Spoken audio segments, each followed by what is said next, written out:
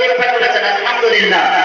এর একমাত্র কারণ হচ্ছে মসজিদের উন্নতি করবে, আর একটি কারণ হচ্ছে শুধু মসজিদ বানানো নয়, বরং মসজিদের মুসল্লি ভালো তৈরি করার জন্য এই উদ্দেশ্য আমাদের। কিন্তু আমাদের যে ব্যবস্থাপনা একটু আলাদা হয়ে গেছে, আগামীতে যেন এইরকম ব্যবস্থাপনা না হয়। মহিলারা থাকবে সব সময় সম্পূর্ণ পর্দার আড়ালে, আর পুরুষরা থাকবে সম্মুখে, কিন্তু একটু উল্টো হয়ে গেছে। এই জন্য আমার পুরুষ ভাইদেরকে বলবো, এই যে খালি স্থান যেটা আছে পরিপূর্ণ করার জন্য আমি আপনাদেরকে অনুরোধ জানাচ্ছি, একটু এইটাকে পরিপূর্ণ করুন, তাহলে মহিলারা একটু পার হয়ে যাবে। পুরুষদের লাইন সবসময় আগে থাকবে, সেটা সলাতে হোক, মসজিদের আমাদের সময়ও হোক, পুরুষরা আগে থাকবে। সব থেকে উত্তম লাইন হচ্ছে পুরুষরা আগে থাকবে এবং মহিলারা পিছু থাকবে।